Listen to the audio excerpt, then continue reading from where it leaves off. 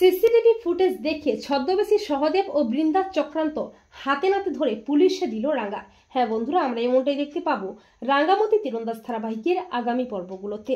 রাঙ্গা ঝুমুরকে সহদেবের হাত থেকে উদ্ধার করে নিজে বসু বাড়িতে ফিরে আসে, আর সহদেব ছদ্মবেশে বসু বাড়িতে হাজির হয় বিয়ের দিন রাঙ্গাকে শেষ করার জন্যে। রাঙ্গাও বুঝতে পারে বিয়ের দিন কোনো একটা গন্ডগোল তো হবেই।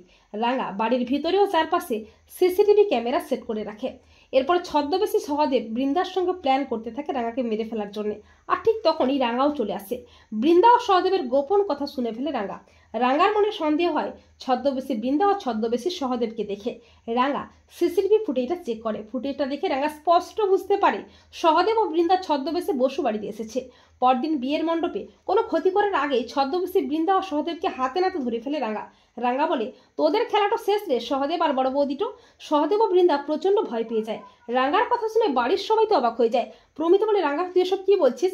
এরপর রাঙ্গা সহদেব ও বৃন্দার গোপন চক্রান্তের ভিডিও সবাইকে দেখায়। ভিডিওটি দেখে সবাই চমকে ওঠে। রাঙ্গা বলে, কি রে সহদেব, তুই জানিস না এই রাঙ্গামাত্র থাকতে তুই এই বাড়ির মানুষদের কোনো ক্ষতি করতে পারবি নাই। আর বড় বউ দিদি, তোকে প্রথম দিন থেকেই মোট সন্দেহটা হয়েছিল, শুধু তোকে হাতে নাতে ধরার অপেক্ষাটাতেই ছিলাম। তোদের চক্রান্তও হাতে নাতে ধরবার লিগেই তো সিসিটিভি ফুটেজও লাগিয়েছিলাম রে। এই বলে রাঙ্গা ছদ্মবেশী বৃন্দা ও ছদ্মবেশী সহদেবের ছদ্মবেশটা টেনে খুলে দেয়। এরপর রাঙ্গার প্ল্যান মতো অফিসার সত্যজিৎ ও তার পুলিশ টিম এসে ছদ্মবেশী বৃন্দা ও সহদেবকে অ্যারেস্ট করে। তো বন্ধুরা, তোমরাও এটাই চাও তো যে সিসিটিভি ফুটেজ দেখেই যেন ছদ্মবেশী সহদেব বৃন্দার চক্রান্ত হাতে নাতে ধরে পুলিশে দেয় রাঙ্গা? কমেন্ট করে এক্ষুনি জানিয়ে দাও তোমাদের মতামতটি।